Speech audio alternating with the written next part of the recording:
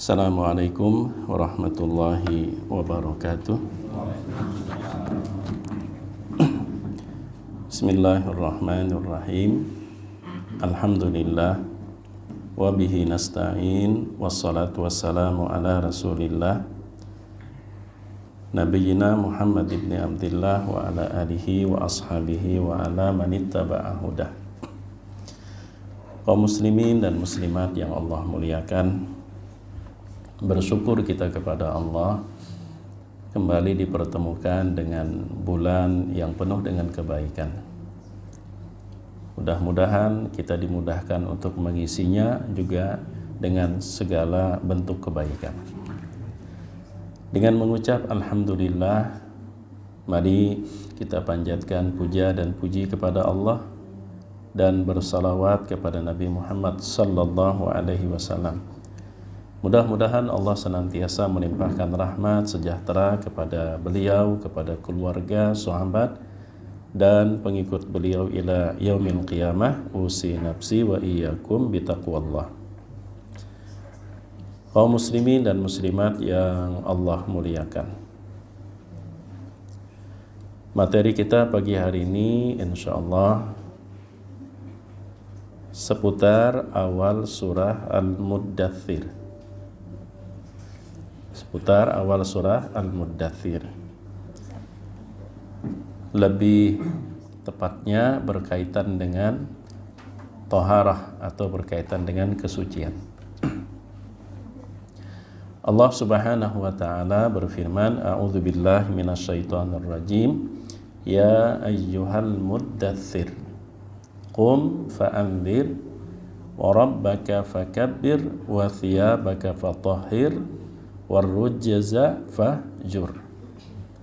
Wahai orang yang berselimut, qum, bangkit bangun, fa'anzir, lalu berikanlah peringatan, wa rabbaka fakabbir, dan besarkanlah Tuhanmu, wasiyabaka fatahhir, dan bersihkanlah bajumu, warrujza fahjur, dan tinggalkanlah segala bentuk perbuatan keji.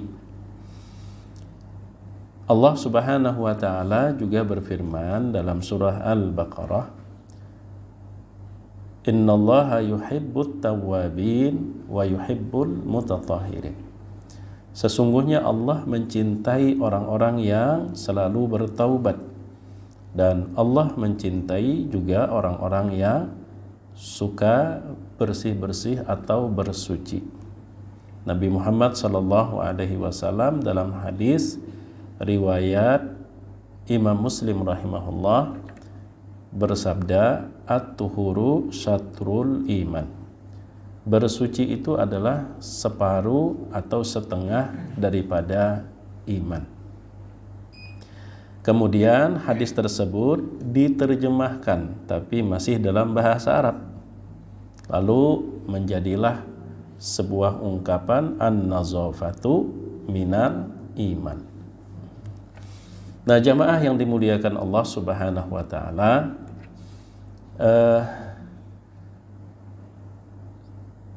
kadang menjadi perdebatan di kalangan para ulama tentang an-nadhafatu minal iman. Tidak sedikit yang menolak kalau itu adalah hadis, dan juga ada yang mengklaimnya itu hadis. Nah, mudah-mudahan pagi hari ini dapat kita tuntaskan, apakah itu hadis atau bukan an-nadhafatu minal iman. Ya, pada dasarnya dua-duanya tidak salah. Yang mengatakan itu hadis tidak salah, yang mengatakan itu bukan hadis pun juga tidak salah. Lalu bagaimana kita mempertemukannya? Maka kita mesti membicarakan terlebih dahulu hukum meriwayatkan hadis sekedar makna atau terjemah. Boleh enggak? Hukum meriwayatkan hadis hanya menyebutkan terjemahnya saja. Nah, kalau Al-Quran setahu ulun ulama bersepakat kada boleh. Kalau Al-Quran, Kenapa? Karena Allah Subhanahu wa taala menurunkannya bilisanin arabiyyin mubin. Al-Qur'an itu dengan bahasa Arab yang nyata. Maka sehingga apabila seseorang umpama menyampaikan begini, Allah Subhanahu wa taala berfirman, wahai orang yang berselimut, tanpa ada keterangan apapun, tapi langsung dengan menyebutkan terjemah. Nah, maka ini yang dimaksud oleh para ulama, ini adalah tidak boleh. Maka dari itu kita tidak mesti terpancing kalau orang berkata, misal, narkoba itu tidak pernah diharamkan dalam Al-Quran. Karena memang kata narkoba tidak ada. Dan narkoba itu sendiri pun sebenarnya bahasa Indonesia. Nah, jadi kita jangan terkecoh. Atau umpama ada orang yang berkata begini, mun pian hendak mengaji makrifat, bila gurunya masih sembahyang kan usah. Karena sembahyang itu nomor 2. Dusah pian mun gurunya masih sembahyang hendak mengaji makrifat, mun masih sembahyang kan usah. Urang sembahyang. Karena sholat itu nomor 2. Urang sembahyang tuh jangan diganggu. Kan sebenarnya kalau kita kada teliti, kita langsung protes. Sebenarnya tidak ada yang salah kalau difahami sesuai dengan maksud. Bila hendak mengaji ma'rifat lawan seseorang, mun gurunya masih sembahyang nggak usah. Urang sembahyang jangan diganggu. Sembahyang itu nomor 2 aja, jangan pulang. Ditambahinya pulang. Karena nomor pertamanya adalah 2 kalimat syahadat. Nah, jadi kan seperti itulah. Jadi kita apalagi zaman wahini jangan mudah kita langsung menelan kalau pina kita nanti salah. Nah, jadi kalau untuk Al-Qur'an, kalau kita menyampaikan terjemahnya mesti harus ada keterangan. Misal begini, Allah Subhanahu wa taala berfirman yang artinya. Jadi yang kita sebutkan itu terjemahnya, bukan firman Tuhan yang aslinya. Kalau aslinya bahasa Arab. Bahasa Arab. Namun idealnya, misal Allah Subhanahu wa taala berfirman dalam surah Al-Muddatsir, a'udzubillahi minasyaitonirrajim, ya ayyuhal muddatsir, yang artinya, itu idealnya seperti itu. Itu untuk Al-Qur'an. Karena Allah memelihara tidak hanya kandungan Al-Quran tapi juga redaksinya, inna nahnu nazzalna dzikra wa inna lahu lahafizun. Sesungguhnya kamilah yang menurunkan Al-Quran dan kami yang menjaga dan memeliharanya. Makanya kan jangankan kita mengubah, menambah 1 huruf ya kada boleh.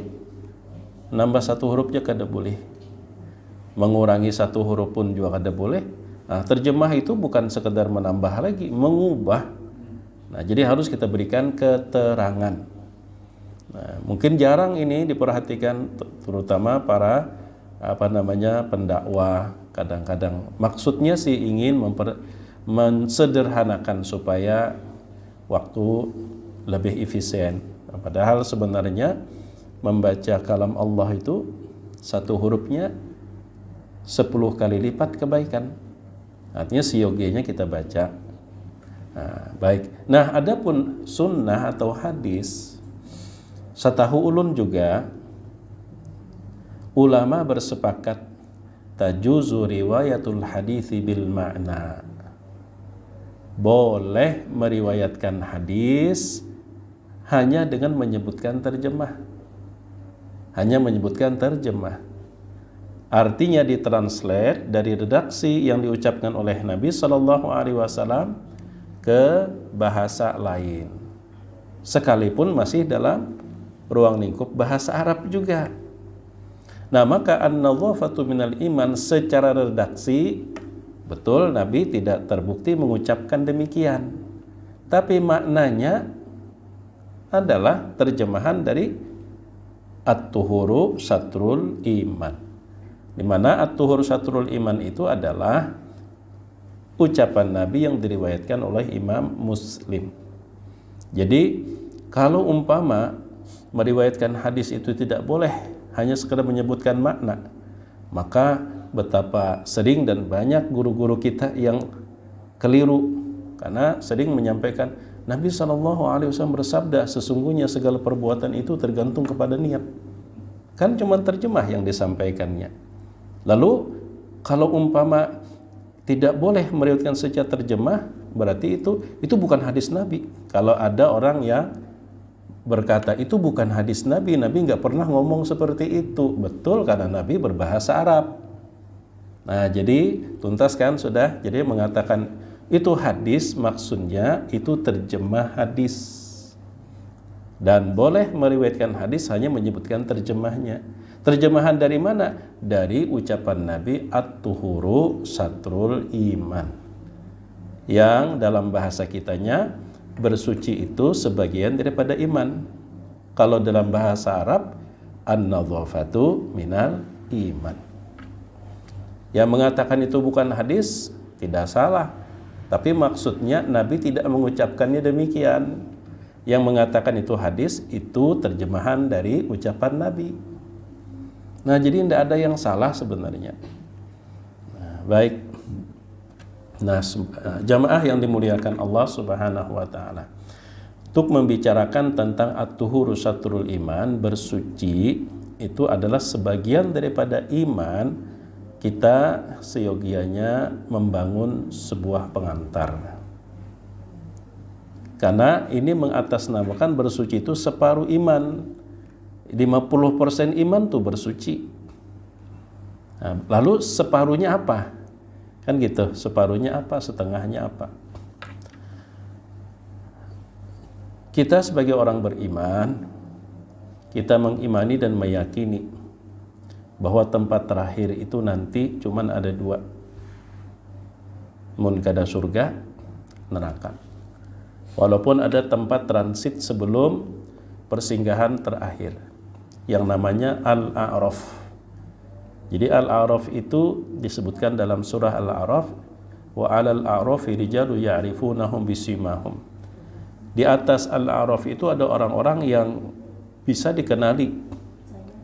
Apabila surifat absaruhum tilqa ashabin nar, kalau pandangan mereka dialihkan ke penghuni neraka, mereka berdoa, ya Allah, jangan sampai kami dijadikan bersama orang-orang yang zalim. Namun apabila mereka dipalingkan melihat ahli surga, mereka berharap memohon, wa salamun alaikum, selamat kalian. Mereka pun berharap. Nah, itu terminal terakhir sebelum persinggahan surga atau neraka. Ya, mudah-mudahan semua kita masuk surga ya. Artinya kan ada dua, surga dan neraka. Nah, Allah Subhanahu wa taala Maha Pengasih. Maka daripada itu Allah utuslah Rasul di setiap masa untuk menjelaskan mana jalan yang membawa ke surga dan mana jalan yang mengarah ke neraka. Dijelaskan. Makanya dalam agama itu ada dua hal, nang disuruh lawan nang dilarang, baik dan buruk. Maka bersuci ini sebenarnya menyangkut segala bentuk perkara perbuatan hal yang dilarang, bersih-bersih. Nah, dari sini kan udah jelas kenapa kok bersuci itu sebagian atau separuh daripada iman. Nah, jadi kita mesti harus menghindari, menjauhi apapun yang berada di jalan yang mengarahkan ke neraka. Tapi selebihnya dilengkapi dengan kita harus berada di jalan yang menghantarkan kita ke surga. Sehingga ada yang namanya perbuatan ma'ruf, ada yang namanya perbuatan mungkar. Selalu ada dua. Takwa pun juga sama, dibangun dari dua hal. Pertama, nang disuruh dijauhi, nang kedua, nang dilarang dijauhi. Nah, disinilah kita bisa memahami bahwa bersuci itu adalah setengah daripada iman. Bersuci dari segala bentuk hal-hal yang kita disuruh untuk meninggalkan, menanggalkan, dan menjauhinya. Nah, karena itu di dalam Islam bersuci itu meliputi 4 perkara. Keempat-empatnya Allah sebutkan dalam surah Muddathir. Keempat-empatnya Allah sebutkan dalam surah Al-Muddathir. Dan Imam Al-Ghazali rahimahullah, beliau telah mensederhanakannya di dalam tulisan-tulisan beliau, bahwa bersuci yang pertama adalah taharah yang biasa kita pelajari dalam ilmu fikih. Itu menyangkut badan kita, tubuh kita, pakaian kita, dan lingkungan.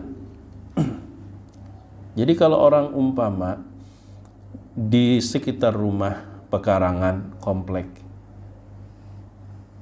dia berjalan melihat sampah, lalu dia ambil, dimasukkan ke tempat sampah, itu melaksanakan perintah Allah tuh. Itu bentuk daripada separuh keimanan dia. Dibahas dalam ilmu fikih. Dan dalam ilmu fikih yang harus kita sucikan, bersihkan itu 2 perkara. Yang pertama najis, yang kedua hadas. Hadas itu terbagi 2 lagi. Hadas kecil, hadas besar. Hadas kecil kita bersihkan diri kita melalui wudu atau tayamum kalau kita berhadas. Nah, sedangkan hadas besar kita hilangkan dengan mandi wajib. Dan hadas suci dari hadas mandi wajib atau tayamum ya kalau tidak memungkinkan. Dan ini menjadi syarat sahnya beberapa ibadah, yang mana ibadah itu adalah setengah yang menyempurnakan iman, yaitu jalan menuju surga. Seperti sholat disyaratkan kita suci dari hadas kecil dan hadas besar. Dalilnya surah Al-Maidah ayat 6. Allah berfirman, A'udzubillahi minasyaitonirrajim. Ya ayyuhalladzina amanu idza qumtum ilas sholati faghsilu wujuhakum wa aydiyakum ilal marafiq, al-ayah, dan seterusnya. Nabi juga bersabda, la yaqbalullahu sholata ahadikum idza ahdatha hatta yatawadda. Allah tidak menerima salat kamu kalau masih berhadas, sehingga diangkat hadas kecilnya itu dengan berwudu. Nah, artinya kalau di suci yang dibahas dalam ilmu fikih ini tidak kita selesaikan, tidak kita bereskan, itu berdampak terhadap separuh iman, jalan kita menuju surga.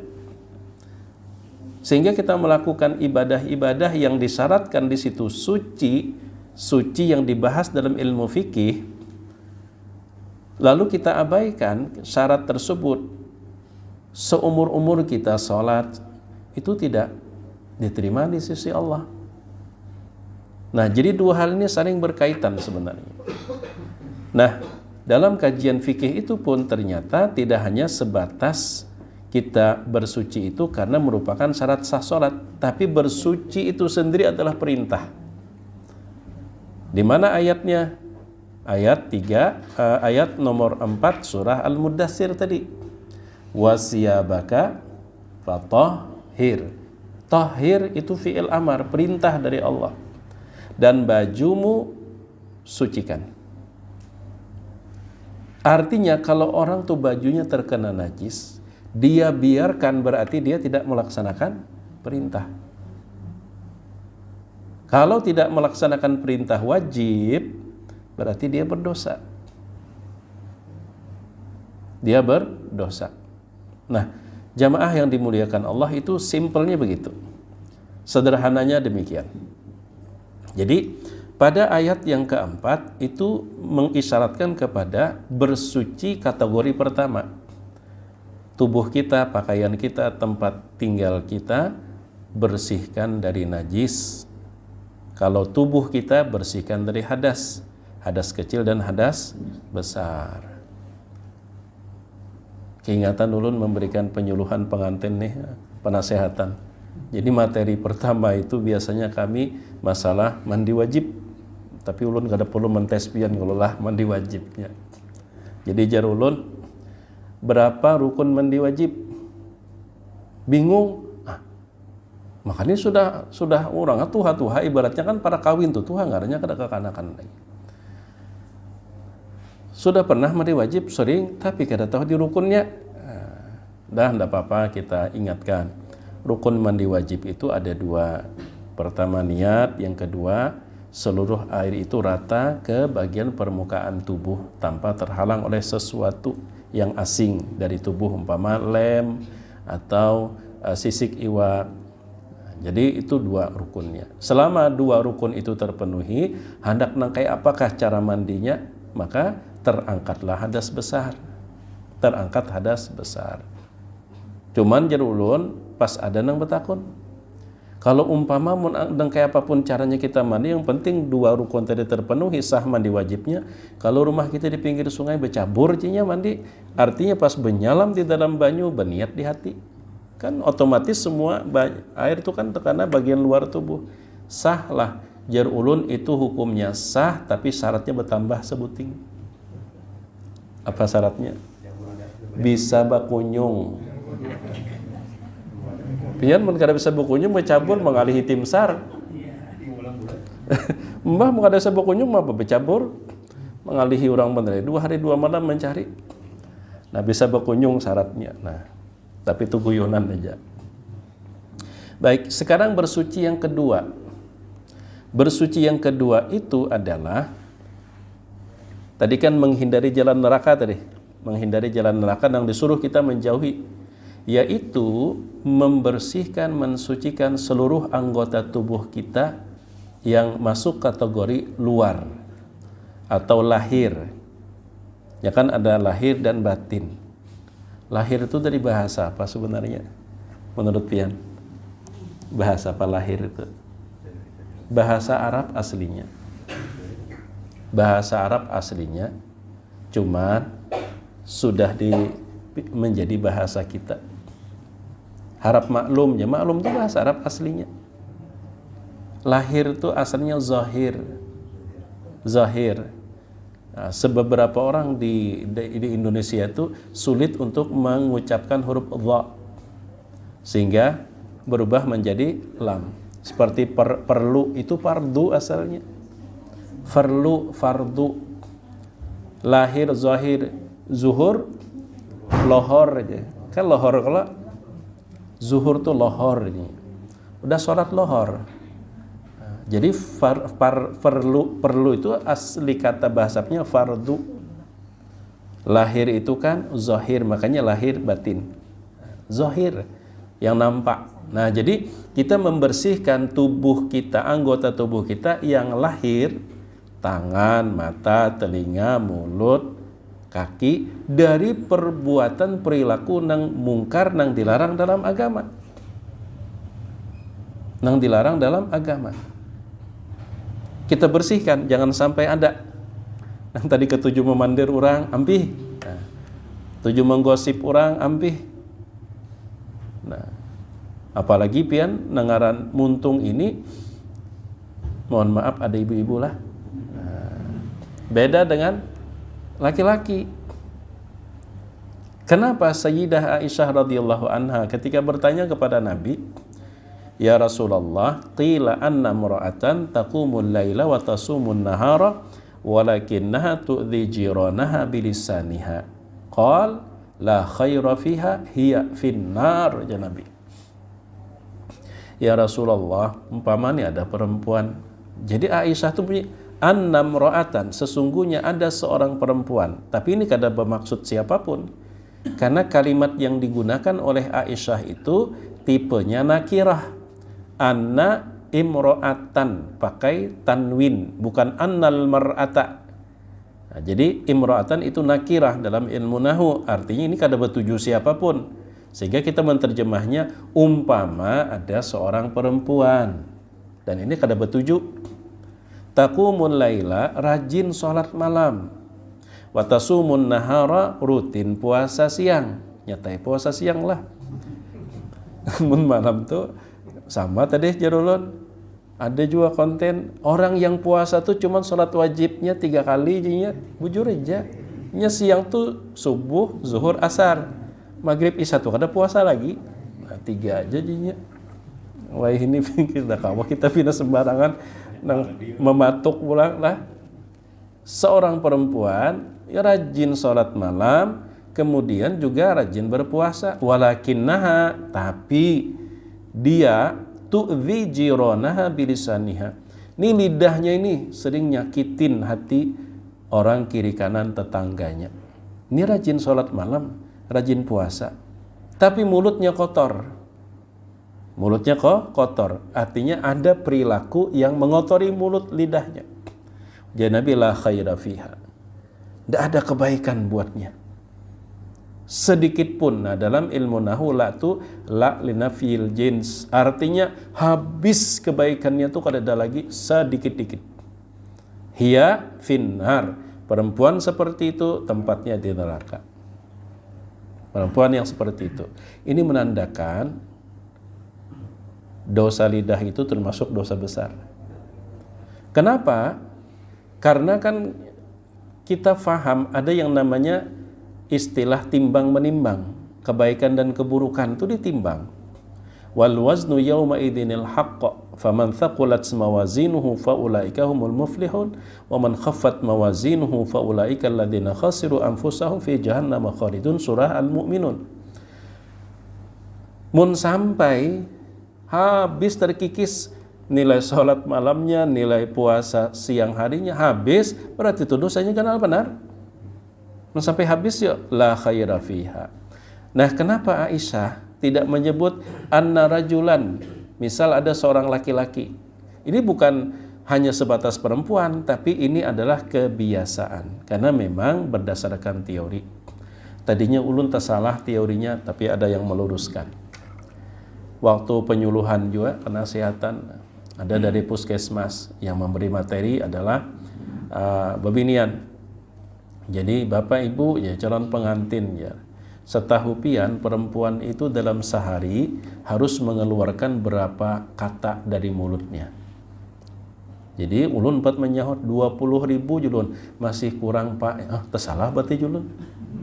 Mun 20.000 kata sehari masih kurang, tersalah. Kurang pak, berapa julun? Ya kisaran antara 21.000 sampai 24.000 kata dalam sehari, itu jatah bebinian bepander. Kalau laki-laki kisaran antara 7 sampai 8.000 ya. Jadi kalau umpama bisi bini pemamaian pian anggap sedang mengejar target. Ngejar target. Menulun pian boleh ke rumah puasa tuh pang sudah. Puasa bepander, jatah ulun habis sudah. Habis ceramah jatah ulun. Makanya lelaki itu kan banyak bunyi lah, apalagi sudah uyuh bepander ya. Bila uyuh bepander dipanderi pusangnya luar biasa. Tapi kadang-kadang hati wajar. Ini lagi mengejar target. Masalahnya bila ada cukup target pian labil psikolog bebinian tuh kayak itu. Bila mau bebinian tuh beranai, ini hati-hati. Hati-hati itu apalagi imbah digayai laki. Nah dingjalah lihat tangan kakaknya ada pencirian bebini dua. Nah itu hati-hati mun bini beranai pian. Bisa jadi ulun kan abahnya aja lah nih, nah ada ciri ujar guru nih ciri menimpas laki. Lalu kedawan ya. Hati-hati pian kalau bini itu pinarana aja kada singgunyian. Nah cuman wayah ini itu tersalurkan melalui medsos. Nah, jadi mun bebinian tuh chattingan aja lawan kekawanannya, itu sedikit dimaklumi lah. Ini lagi mengejar target mencukupakan antara 21 sampai 24.000, 3 kali lipat lelakian. Nah, jadi Aisyah pun mengatakan demikian secara isyarat. Perempuan sholat malamnya rajin, puasanya rajin, tapi lidahnya tajam. Artinya ada kotor di lidahnya. Itu perilaku yang dilarang dalam agama. Nang kayak itu juga tangan, mata, telinga. Telinga itu kan salah satunya mendengarkan gibah. Ujar Nabi, as-sami atau al-mustami ahadul mughtabain. Kalau ada orang yang menggibah, maka yang mendengar pun sama dengan menggibah. Kenapa? Karena ada yang mau mendengari, inya menggibah. Coba jaka kada ada yang mau mendengari. Bapandai lawan siapa inya? Nah kayak ulun nih juga. mun pian bulikan nampi hamulun pian hakun betungguan ulun masih terus mbah ya kalau siapa no mendengar. Nah, jadi ada keterlibatan. Nah itu yang kedua lah, supaya kada lawas-lawas ini sudah jam 6.19, setengah jam lagi buka puasa kita. Jakanya sore lah, ini bisukan masih masalahnya. Lawas lagi, maka banyak kada disediakan lah, jangan disediakan pura-pura kadenya turun. Baik. Nah, di mana terdapat dalam surah Al-Mudaththir itu terdapat pada ayat kelima. Warrujza fahjur. Segala bentuk perbuatan keji tinggalkan. Tapi ini masih menyangkut anggota tubuh kita lahir. Nah, luar biasanya ar-rujza di situ itu diawali dengan alif lam. Namanya alif lam lil jins. Artinya apapun bentuknya, lahir maupun batin. Tinggalkan hal-hal yang kada baik. Nah, berarti ayat kelima ini juga mencakup bersuci wilayah ketiga, yaitu masuk ke dalam hati dan pikiran kita. Nah, sifat-sifat yang kada baik itu berasihi hati dan pikiran kita. Buruk sangka lawan orang, curiga berlebihan, sombong, dendam, benci. Itu tuh sebenarnya hal-hal yang harus kita bersihkan hati dan pikiran kita. Apalagi hasrat untuk menyakiti orang. Dan suka ataupun tidak, sebenarnya Allah mendesain kita ini di dalam diri kita memang banyak potensi baik, tapi juga ada potensi buruk sebagai penyeimbang. Dan potensi buruk itu tidak bisa kita pungkiri ada. Dan potensi buruk itu, itulah yang dikhawatirkan oleh malaikat. Dalam surah Al-Baqarah ayat nomor 30. Nang ujar malaikat ataj'alu fiha man yufsidu fiha wa yasfiku dima. Ya Allah, apakah engkau akan menjadikan di bumi itu man makhluk berakal. Man itu dalam penggunaan bahasa Arab menunjukkan makhluk berakal. Makhluk berakal tapi punya potensi melakukan kerusakan dan menumpahkan darah. Kekhawatiran itu benar dan Allah tidak membantah. Allah hanya mengatakan, inni a'lamu ma la ta'lamun. Aku lebih mengetahui apa yang tidak kalian ketahui, dan itu bukan bantahan terhadap kekhawatiran malaikat. Allah hanya seakan mengatakan begini ya terjemahnya. Bujur aja manusia tuh, nah hendak unda ciptakan itu bujur aja ada potensi itu. Tapi tidak sebatas itu aja. Banyak pada manusia itu nang kamu tidak mengetahui, aku yang lebih mengetahui. Lalu kuciptakanlah manusia tersebut. Dalam diri ulun, dalam diri pian tuh ada. Dan itu akan terpicu ketika kita sebagai manusia mengalami gangguan jiwa. Gangguan jiwa itu bukan orang gila. Itu orang waras. Gangguan jiwa. Coba mun pian lagi sarik lawan seseorang. Itu gangguan jiwa tuh pian. Dalam pikiran pian terhadap orang tua apa? Udah tulakakan umrah jangan orang nih sudah. Adalah nak itu. Ada dah kalau lah. Nang ada apa? Hendak menyakiti kalau. Nah, itu kadang tanpa gangguan jiwa pun bisa muncul. Duduk pian melihat nyamuk kanyang di dinding. Nah, pernah ada dalam pikiran pian? Hendak memati kalau. Adalah kita berpikir, makasiannya nyamuk itu kebaratan awaknya ada terbang tingginya, ada 2 meter, hingalnya bihinak batahan, ya kan, hendak terbang marasnya membawa awak. Kenapa kada seperti itu? Malah yang ada dalam pikiran kita, apalagi bisi di rumah koleksi nang penapak nyamuk tuh ya. Mengikih mencari demi mengejar sikung nyamuk aja. Nah, itu kan potensi sebenarnya. Nah, jadi makanya hal-hal yang ada di jalan mengarahkan ke neraka berkaitan dengan hati dan pikiran, sombong, buruk sangka, dendam, marah, dan sebagainya, itu yang akan memicu. Karena itulah maka kalau itu kita bersihkan, jiwa kita akan tetap stabil. Sehingga potensi itu dapat kita kontrol. Bahkan potensi itu pun menjadi modal mendekatkan diri kepada Allah saat kita bisa mengendalikannya. Perintah Allah itu rata-rata, bahkan semuanya, sesuatu yang tidak disenangi. Bahkan mohon maaf ya kalau kita jujur, terlepas kita melihat dengan kacamata iman. Pian sukalah puasa, haus lapar. Kada suka sebenarnya kita. Karena tidak suka itulah lalu bagaimana kita bisa melaksanakannya didasari oleh iman, bukan didasari karena hobi. Perintah Allah itu selalu berlawanan dengan keinginan nafsu.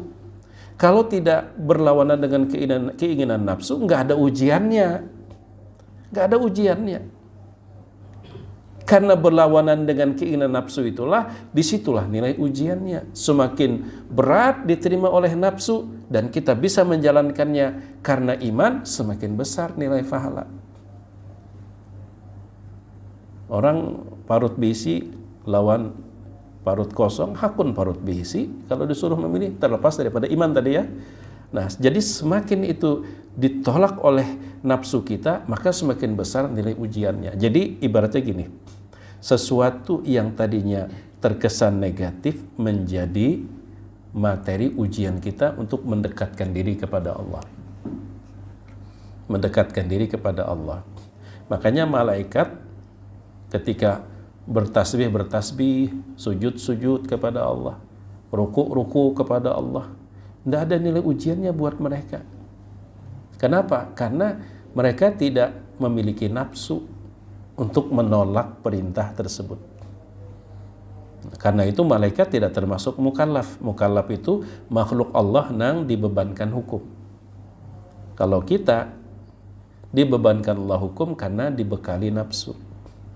Nah, baik jamaah yang dimuliakan Allah, berarti sudah 3 ya, bersuci dari hal-hal yang buruk, kotor, yang bisa mampir di pikiran dan hati kita. Buruk sangka, dendam, sakit hati, antipati. Coba lihat, kalau kita ini sudah kada senang dengan seseorang, tidak sekedar marah, kalau marah kan lebih lagi lah, sekedar kada senang, maka orang tersebut baik neng kaya apa aja buruk di mata kita. 100 dia punya perkara, 99 baik, 1 bermasalah, neng kita kejar neng 1. Itu akibat di dalam hati kita ada sesuatu yang kotor. Sesuatu yang kotor. Nah, baik, yang keempat, itu mensucikan hati dan pikiran kita dari selain Allah. Di mana terdapat dalam surah Al-Muddathir. Nah, ini mudah. Wa rabbaka fakabbir. Ayat nomor 2. Lebih jelas lagi, kalau dalam ilmu nahu, posisi Rabb itu adalah maf'ul bih atau jadi kita objek. Sedangkan kabbir itu kata kerja dalam bentuk perintah.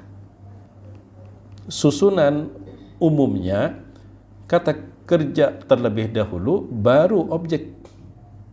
Misal makan nasi itu.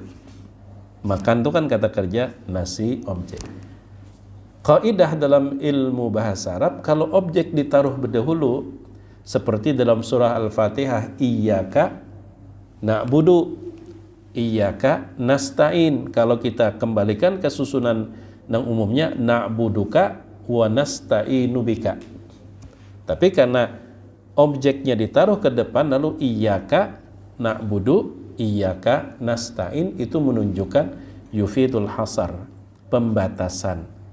Hanya. Nah, maka terjemahnya tuh, dan hanya Tuhanmu lah yang mesti engkau besarkan. Selain Allah, semuanya kecil. Pastikan dalam hati kita hanya itu. Aplikasi nyatanya, apapun yang kita lakukan, semua yang kita lakukan atau kita tinggalkan, semata-mata karena Allah. Bukan karena validasi, bukan karena ikut-ikutan, bukan karena gengsi, tapi lakukanlah segala hal yang engkau lakukan semata-mata karena Allah. Itu sebagai bukti bahwa Allah itulah yang lebih besar di dalam hatimu. Bersihkan hatimu daripada selain Allah. Inilah sebenarnya garis besar dari bersuci di dalam Islam. Kita bertauhid atau kita ngaji tentang ilmu tauhid itu untuk mengaplikasikan ayat nomor 3 surah Al-Muddatsir, wa rabbaka fakabbir. Hanya Allah saja, artinya sucikan, bersihkan hati dan pikiran daripada selain Allah. Nah, maka lengkaplah apa yang disederhanakan oleh para ulama termasuk Imam Al-Ghazali, bahwa bersuci yang merupakan separuh daripada iman itu meliputi 4 wilayah. Dan ini sebenarnya menjadi bagian daripada karakter, bukan sekedar wawasan. Apa bedanya? Kalau karakter itu perlu keberlangsungan. Kita harus membangunnya dengan memerlukan waktu yang tidak sedikit. Pembiasaan, melalui pembiasaan. Beda dengan wawasan. Kalau wawasan itu sekedar kita rajin membaca, atau umpama kita belajar menjadi informasi yang terekam dalam pikiran kita, itu wawasan. Tapi agar dia menjadi bentuk nyata sebagai tindakan, itu perlu pembiasaan. Pembiasaan yang berkelanjutan. Dan ini masuk kategori akhlak. Jadi akhlak itu karakter, sedangkan pengetahuan itu wawasan. Untuk membekali pengetahuan tidak perlu waktu lama. Tapi untuk membentuk akhlak karakter itu butuh waktu yang tidak sedikit. Tapi kalau sudah terbentuk, Masya Allah. Makanya Rasulullah itu, riwayat Aisyah, ahabbul a'mali ilallah adwamuha wa in qalla. Amal perbuatan yang paling Allah sukai yang bisa dilakukan secara terus-menerus walaupun hanya sedikit. Tapi terus-menerus itu lebih baik daripada banyak tapi musiman. Kenapa? Karena sesuatu yang dilakukan secara terus-menerus itu akan membentuk karakter. Dalam hal bersih japian, umpama mulai sekitar rumah, pekarangan, halaman, mulai dengan satu hal ya, melihat ada sedotan bekas minum tuh lah. Ada, melihat pian paksa untuk pian ambil. Awalnya koler, cuek aja kita. Coba kita paksa ambil, buat ke tempat sampah. Lakukan itu secara berkelanjutan di sekitar rumah. Itu 3 minggu aja pian kayak itu. Minggu ke-4 mata pian tajam. Jangan di sekitar rumah, di jalan raya gen pian melihat sedotan tuh gatal, hati hendak mengambil. Itu terbentuklah karakter. Tapi kalau jarang musiman, tetap cuek. Nah, maka dari itu kenapa istilahnya itu dalam metode, ulun sebut metode ya, metode suluk orang-orang sufi, kenapa mereka itu punya amalan nang angkanya ada nang 100, ada nang 200, lalu rutin. Itu untuk membangun karakter. Ini metode ya. Sebagaimana juga di jamaah tabligh kan ada metode tarbiyah mereka. Keluar bertemu dengan orang-orang yang punya niat untuk jadi orang baik, karena metode lingkungan itu memberikan dampak dan pengaruh. Kalau kita berada di lingkungan baik, kita akan tertular. Maka metode dalam jamaah tabligh itulah mereka meninggalkan rumah. Itu metode, bahasa kitanya semacam dalam dunia pendidikan itu kurikulum. Sama dengan orang belajar mengaji menggunakan metode Iqra. Kalau di zaman Nabi metode itu, ini Nabi kada pernah belajar dengan cara a i u u. Ini metode, cara. Nah, jadi sudah jam 6.33 sadangin lah. jadi kira nyambung. Ulun sudah lawas buka puasa lagi.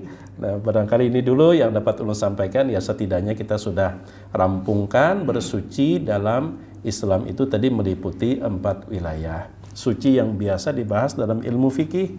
Nah, kemudian suci yang berkaitan dengan anggota tubuh kita, baik lahir, kemudian yang ketiga maupun batin, dan yang keempat mensucikan hati kita daripada selain Allah.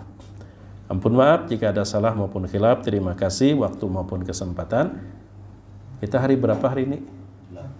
8/9. Mun 8 berarti Kamis mulai puasa. Berarti Lawas lagi hari raya. 20 harian nih hari raya lawas lagi. Ya, pun maaf, jazakumullahu khaira. Subhanakallahumma wa bihamdika asyhadu an la ilaha illa anta astaghfiruka wa atubu ilaik. Wassalamualaikum warahmatullahi wabarakatuh.